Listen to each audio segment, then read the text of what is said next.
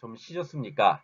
이제 한국 문화의 두 번째 시간이죠. 6강의 두 번째 시간으로서 이제 공동체 문화에 대한 이야기를 좀 해볼까 합니다.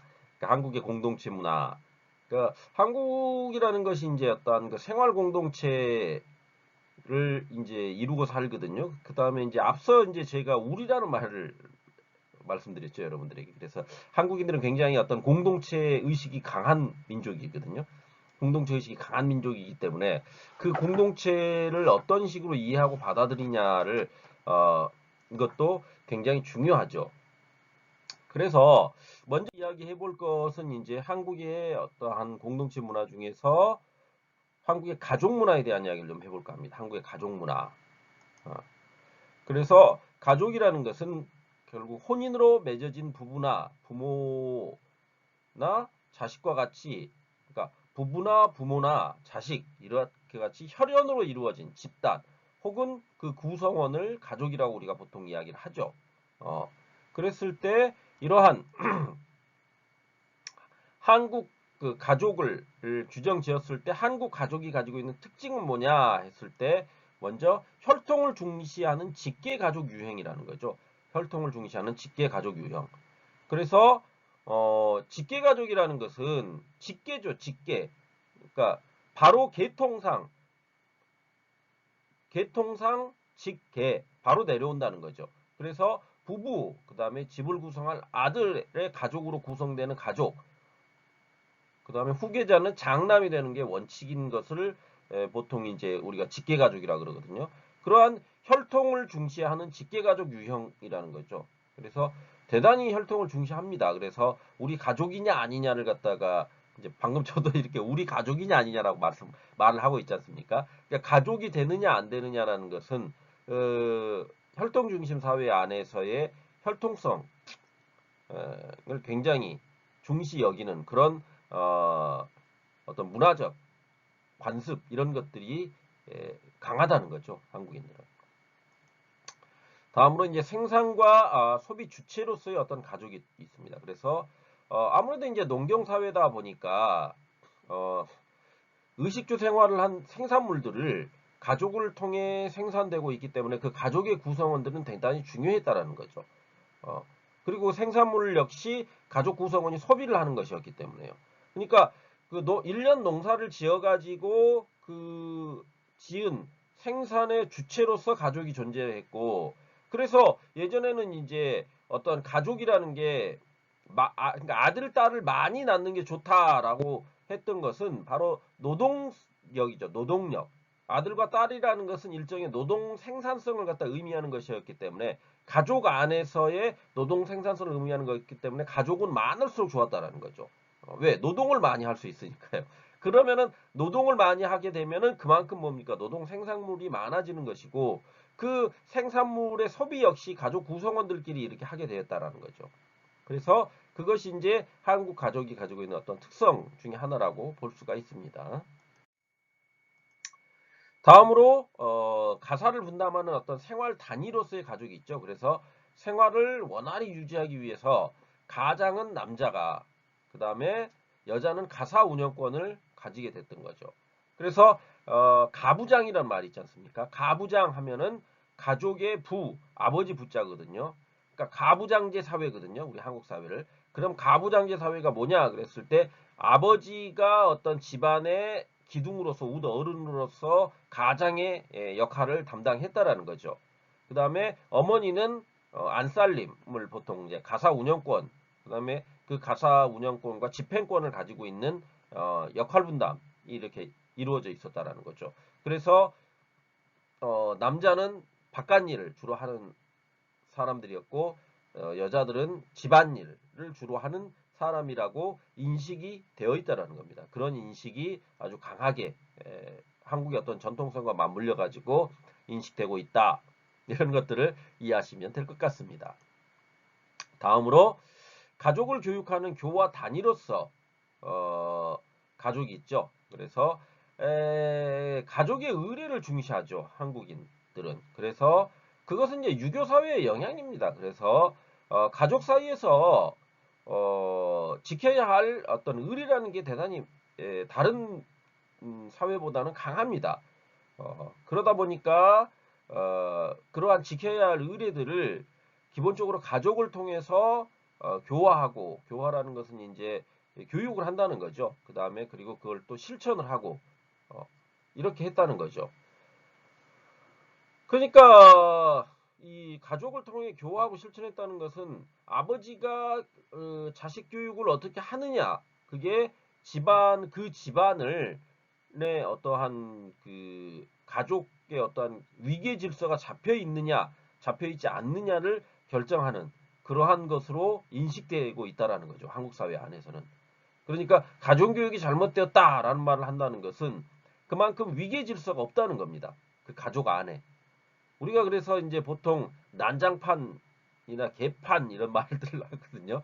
그게 이제 난장판이나 개판이라는 이야기를 하면 가족이 제대로 체계가 잡혀 있지 않고 뒤죽박죽이다 이런 이야기거든요. 그래서 그런 그 교육 교화 단위로서 가족을 인식하고 있었다라는 것들, 그런 점들을 여러분들이 이해하고 가시면 될 것 같습니다. 다음으로 이제 그 질서와 서열을 중시하는 가족 특징을 가지고 있죠. 그래서 유교적 서열을 중심으로 장유유서, 그러니까 장유유서라는 것은 말 그대로 늙은이라기보다는 이제 나이 드신 어른들은 존중해주고 어린이들은 보호해줘야 된다라는 거거든요. 그러니까 그 늙은이와 어른들 사이에서는 서열이 있다라는 겁니다.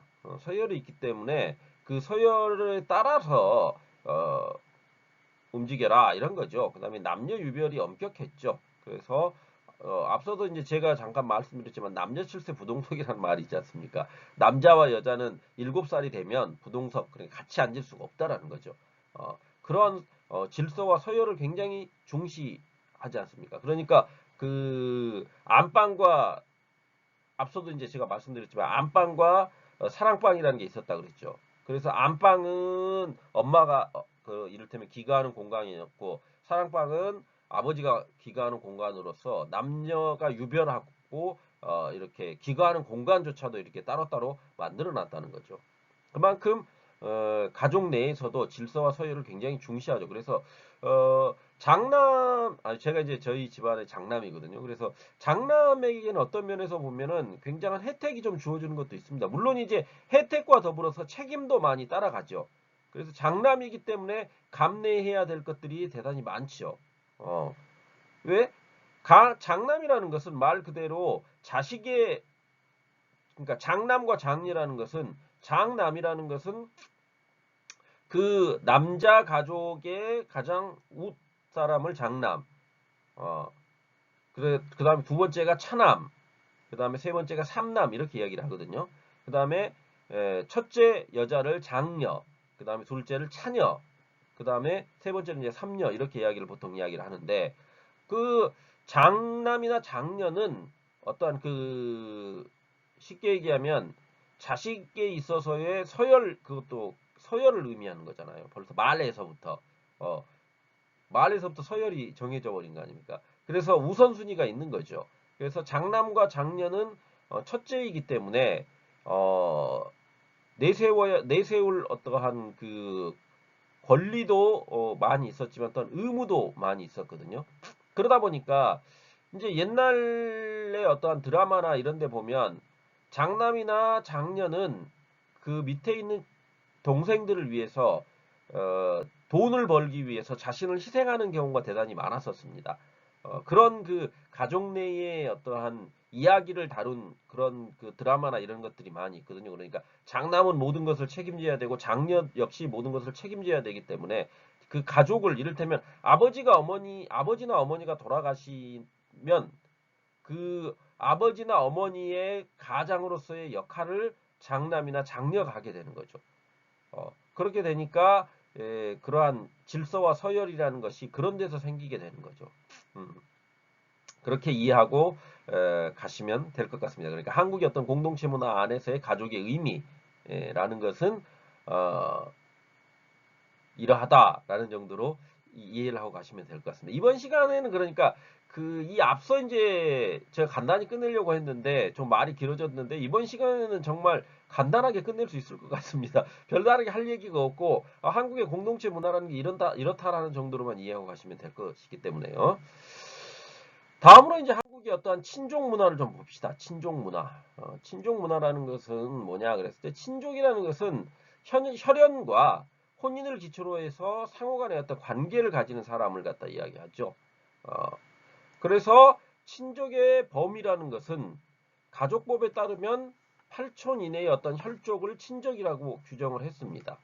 그렇기 때문에 사회 통념상 부계친 내 어떤 부계 그러니까 아버지의 자식 아버지의 그 계보 안에서 고조 이내 그러니까 할아버지 위에를 증조 할아버지라 그러거든요. 그 윗대를 고조 할아버지라고 합니다. 그러니까 할아버지의 할아버지가 고조 할아버지가 되는 거죠. 그래서 그 고조 이내의 8촌을 고조 이내 고조 그러니까 할아버지인 그 고조 할아버지의 8촌까지를 친족 집단이라고 규정을 해놓고 있습니다. 한국에서. 그래서 이제 이 친족의 범위가 그러니까 우리가 이제 보통 한국인들이 사촌지간 이웃사촌이란 말을 쓰거든요. 그럼 이웃사촌이라는 것은 그 이웃인데 사촌은 친족이거든요. 친족.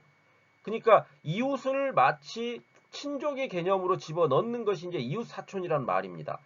그러니까 그만큼 가깝게 지낸다는 거죠. 가깝게 지낸다는 거죠. 그래서 이 친족이라는 것 역시 한국의 친족 문화라는 게 대단히 강화된 그러니까 친족이야 하면은 되게 가깝게 느낀다는 거죠.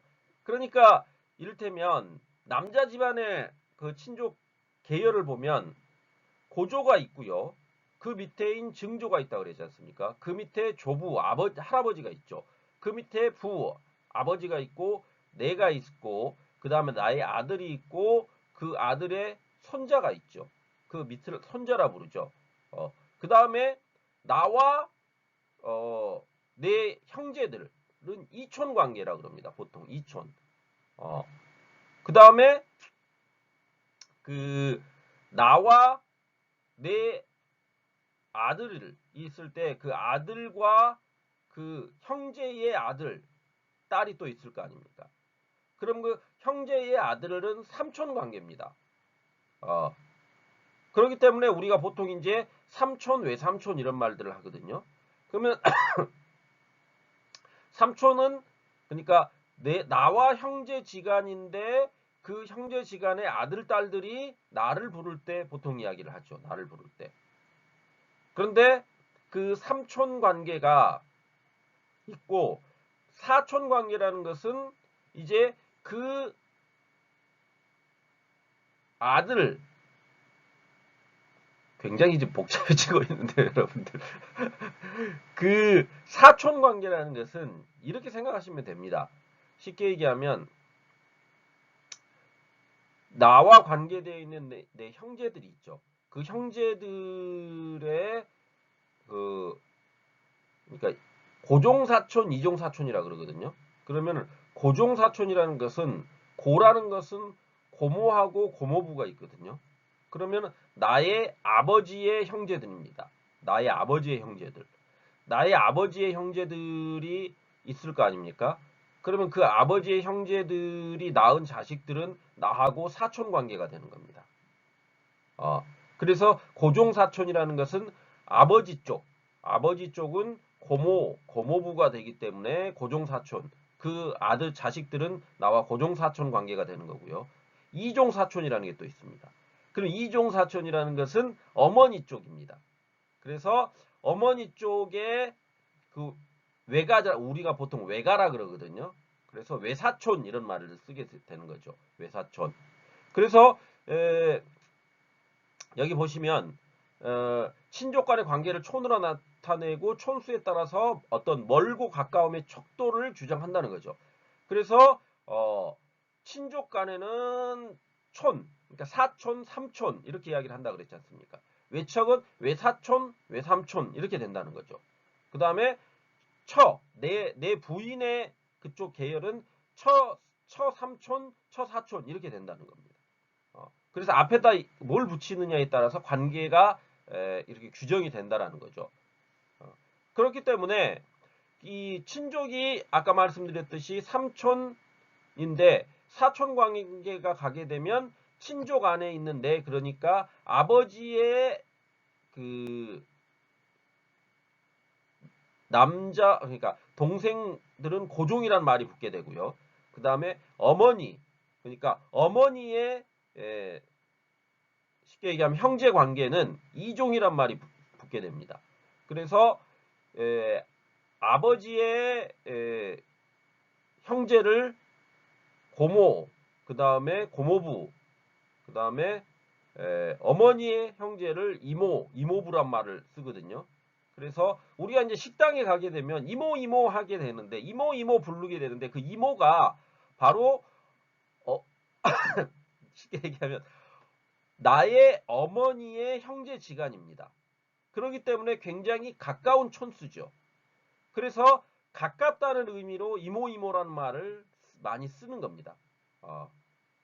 그게 이제 어떠한 촌수 관계죠. 그래서 친족이라는 것을 갖다가 그런 식으로 해가지고 표현해 내게 되는 겁니다. 그래서 여러분들이 이 부분이 지금 뭐 굉장히 복잡하실 수 있는데 뭐 실제로 그래서 뭐 우리가 이제 우스갯소리로 그런 거 하거든요. 막 그 드라마나 영화 같은 데 보면 그 촌수 관계를 막 따지지 않습니까? 나의 뭐 아버지의 사촌의 팔촌의 그다음에 뭐 해서 따져봤더니 아 너는 가까운 사이야 뭐 이런 식의 것들 있지 않습니까? 그런 것들이 어떤 희화화되는 그 것들은 그만큼 한국이라는 사회가 친족 간의 관계성을 굉장히 중시한다는 거죠. 그리고 그러다 보니까 그 촌수가 가까울수록 사람들이 거기에서 어떤 가까움의 정도를 그런 식으로 표현해 낸다는 겁니다. 그래서 제가 이제 말씀드렸듯이 이모 그러니까 식당에 가서 여자 아주머니를 부를 때 그냥 이모 이모 이모 하게 되는 것이 그만큼 관계가 가까워요를 갖다가 드러내는 하나의 표현으로서 그렇게 많이 부르게 된다는 거죠. 또한 이웃 사촌이란 말도 그런 의미에서 받아들이시면 될 것 같습니다.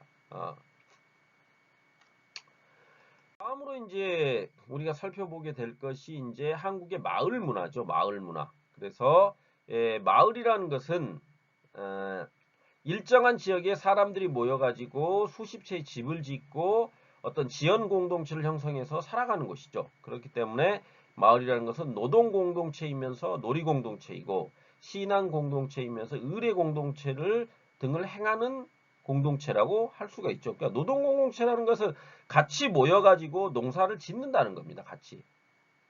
그래서 그 같이 모여서 농사를 짓기 때문에 거기에서 같이 노동을 행한다. 그래서 노동공동체 되는 것이고요. 놀이공동체라는 것은 아까 세시풍속에서 보시면 뭐 횃불 싸움이라든지 돌 싸움 이런 것들이 있었지 않습니까? 그런 그 횃불 싸움이나 돌 싸움 같은 거를 할 때 마을 단위로 이렇게 나눠 가지고 마을들끼리 그 싸움이라고 하지만 실제로 싸우는 게 아니죠. 놀이로서 즐긴다는 겁니다. 놀이로서 즐긴다는 거죠. 그런 의미에서 이제 놀이 공동체이고 신앙 공동체라는 것은 불학 단위로 이제 어떤 유교라는 집단 그 조선 시대에 보면 유교가 어떤 그 종교였지 않습니까? 그렇기 때문에 신앙 공동체로 그만큼 묶일 수 있었다는 거죠. 그다음에 의례 공동체라는 것은 그 같이 의식을 행하는 그런 공동체적인 인식들을 사람들이 가지고 있었다는 거죠. 그런 의미로서 마을의 개념이 한국 사회 안에서 규정되고 있다. 이렇게 이해를 하고 가시면 될 것 같습니다.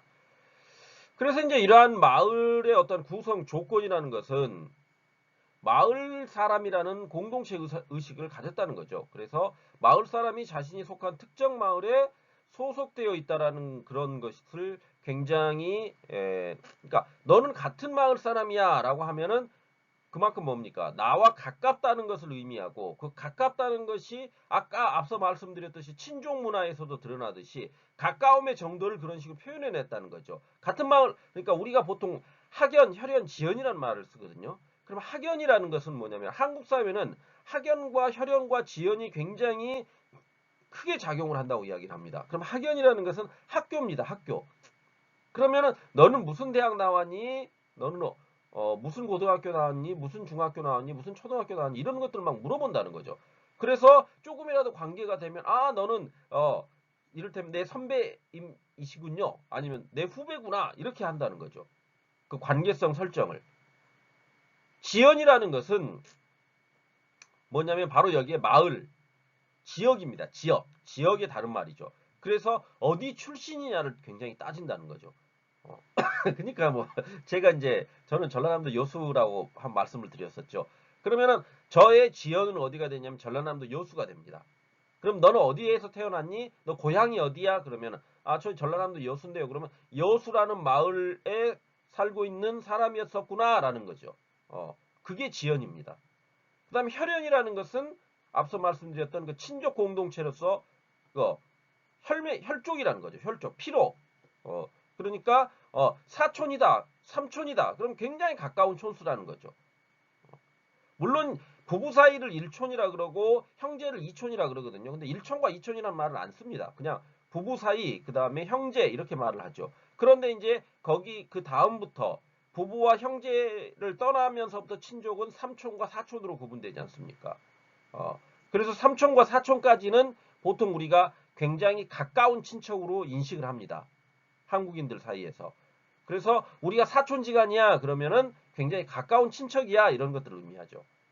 그리고 내 삼촌이야라고 하는 것은 내 삼촌이야라고 하는 것은 그만큼 가까운 친척이야라는 것을 의미하는 또 다른 하나의 어떤 인식의 함이란 인식 그런 인식들을 가지고 있다라는 거죠 사람들이.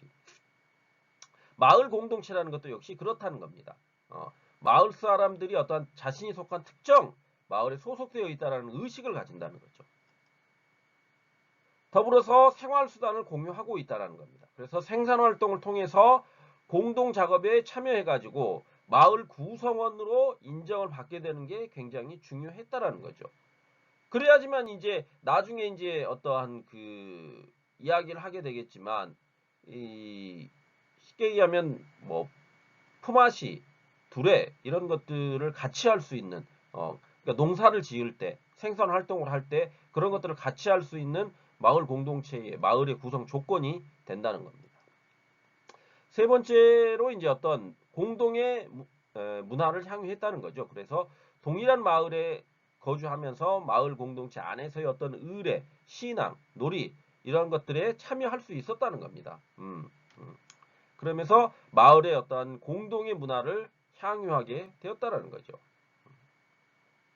이게 이제 어떻게 보면 마을의 공동 구성 요건이라고 할 수가 있습니다. 그러니까 마을 사람이라는 공동체 의식을 가졌어야 되고 생산 수단을 공유하고 공동의 문화를 향유하게 되면서 마을이라는 것을 사람들이 한국 사람들은 인식하고 인지하면서 받아들이게 되었다라는 거죠. 그래서 이러한 마을의 종류와 조직은 그 기준에 따라서 다양한 형태로 이제 존재하고 있거든요. 그래서 위치가 어디냐? 그래서 근교촌이라는 것은 도시의 근처에는 근교촌이라고 보통 얘기하죠. 벽촌, 아주 오지, 그러니까 그 멀리 떨어져 있는 것을 벽촌이라고 이야기를 합니다. 그다음에 도서부락, 그다음에 산간부락. 도서라는 건 도시 가까운 부락이라는 거죠. 산간부락이라는 건 산 가까운 곳에 있는 부락이라는 거죠. 그다음에 지세, 그러니까 땅이죠. 땅의 어떠한 그 위치에 따라서 배산 임수 불화 그러면은 배산 그러니까 뒤에 산이 있고 임수 앞에 강물이 흐른다는 거죠. 그런 것들을 배산 임수의 불학을 굉장히 좋은 불학으로 여겼습니다. 그건 이제 저기 뭐냐면은 이 앞서도 그 부분들을 이야기했지 않습니까? 제가 그러니까 뭐 한국인들은 어떠한 그 뭐라고 해야 됩니까? 지금 갑자기 지금 생각이 안 나네요.